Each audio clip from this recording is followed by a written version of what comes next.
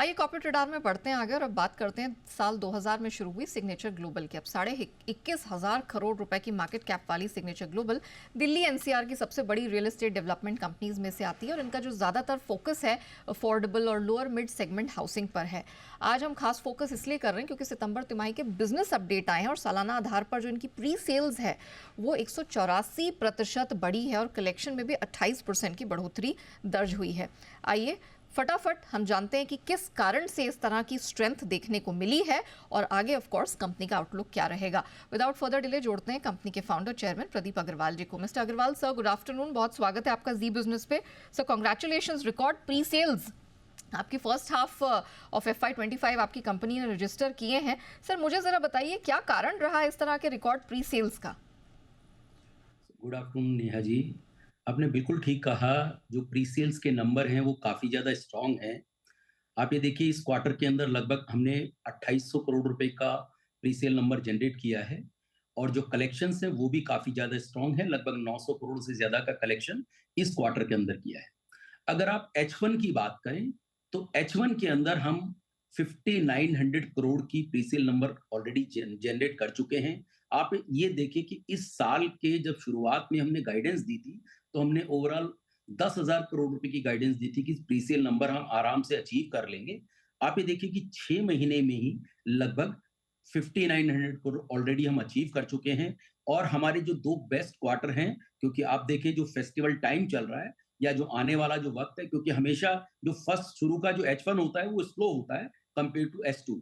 सो 10,000 करोड़ के कंपैरिजन में ऑलरेडी अगर हम 60% अचीव कर चुके हैं तो मैं उम्मीद कर रहा हूं कि आने वाले जो क्वार्टर है हमारे वो काफी बेहतर जाएंगे। और इसका बहुत एक बेसिक रीजन है कि जो डिमांड है बाजार में वो इस वक्त खास करके ऐसे सेगमेंट की जो मिड इनकम सेगमेंट है उसकी बनी हुई है। तो सर क्या आप ये जो सेल्स गाइडेंस है इस वित्त वर्ष के लिए वो आप रिवाइज करना चाहेंगे? देखिए, अभी जो गाइडेंस है वो 10,000 करोड़ का ही है। अच्छा। लेकिन आप एक वे समझ सकते हैं कि जब अगर हम 60% अचीव अगर H1 में कर लेते हैं तो H2 हमेशा ही कहीं ना कहीं स्ट्रॉन्गर होता है। तो ऑफ कोर्स मैं मान के चल रहा हूं कि आने वाले वक्त में ये गाइडेंस जरूर ओवर अचीव होगी। प्रदीप सर, मैं आपके डेट लेवल्स के बारे में बात करना चाह रही थी। पिछले 6 महीने में कंपनी ने अपना डेट रिडक्शन अच्छा खासा कर लिया है। अब सर बताइए बाकी बचे FY25 में क्या डेट लेवल्स आप अचीव करने का टारगेट रख रहे हैं? सो नेहा जी, डेट जो है ऑलरेडी हमारा काफी ज्यादा बेहतर सिचुएशन में है। और मैं उम्मीद कर रहा हूं कि इस साल के अंदर साल एंड पर जो हमारा नेट डेट है वो ऑलमोस्ट अबाउट टू जीरो के आसपास होगा। और भी एक गाइडेंस हमने दी हुई है कि जो हमारा ऑपरेटिंग सरप्लस है वो उस ऑपरेटिंग सरप्लस का 0.5 से ज्यादा हमारा डेट नहीं होगा। सो आप किसी भी कंपनी की जब हेल्थ देखेंगे तो ऑफ कोर्स मुझे लगता है सबसे बेस्ट पैरामीटर है कि जितना भी उसके पास ऑपरेटिंग सरप्लस है उससे कम ही अगर उसका डेट है तो वो बेहतर सिचुएशन है। प्रेजेंटेशन में बताया था कि 16,000 करोड़ रुपए के आसपास के नए लॉन्चेस देखने को मिलेंगे, वो गाइडेंस दी थी। कितने लॉन्चेस अभी तक आपने मीट कर लिए हैं और अब पाइपलाइन में और क्या-क्या हमें देखने को मिल सकता है? बिल्कुल आपने ठीक कहा। 16,000 करोड़ के लॉन्चेज की जो गाइडेंस थी उसमें से लगभग हम 50% की गाइडेंस ऑलरेडी हम अचीव कर चुके हैं। और इस फेस्टिवल सीजन में भी इस आप ये मान के चलिए जो गाइडेंस है इसको भी कहीं ना कहीं हम ओवर अचीव करेंगे। आप अगर दूसरे सेंस में भी देखें तो पर स्क्वायर फीट जो रियलाइजेशन है वो भी कहीं ना कहीं आपको इंक्रीज होती हुई दिखाई दी है। जो लास्ट FY24 था उसका जो H1 था उसमें 11,762 रुपए की पर स्क्वायर फीट रियलाइजेशन थी, जो इस H1 के अंदर 13,379 रुपए है।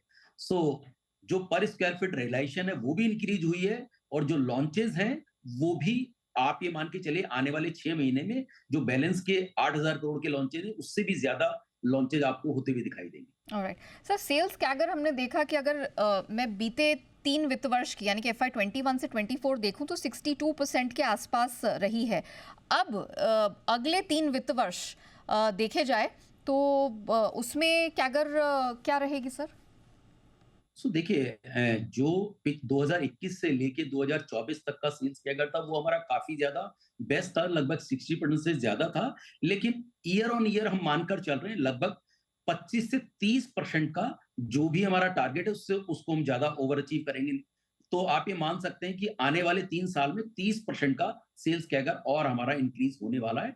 ऐसा नहीं है कि जो 60% हमने लास्ट उस टाइम में किया, क्योंकि अगर आप 2021 की बात करें तो लगभग 1600 करोड़ रुपए का हमारा प्रीसेल नंबर होता था, जो इस साल में हमारा 10,000 करोड़ पे पहुँचने वाला है। So of course year on year हम मानकर चल रहे हैं लगभग 30% का हम एवरी ईयर जंप करेंगे प्रीसेल के अंदर। Alright mister Agarwal sir, thank you so much हमारे साथ जुड़ने के लिए और विस्तार से बताने के लिए कंपनी की योजनाओं के बारे में और किस तरह की गाइडेंस है वो आने वाले बचे FY25 और आने वाले वित्त वर्षों में देखने को मिल सकती है। Sir thank you so much and all the best for your future thank plans.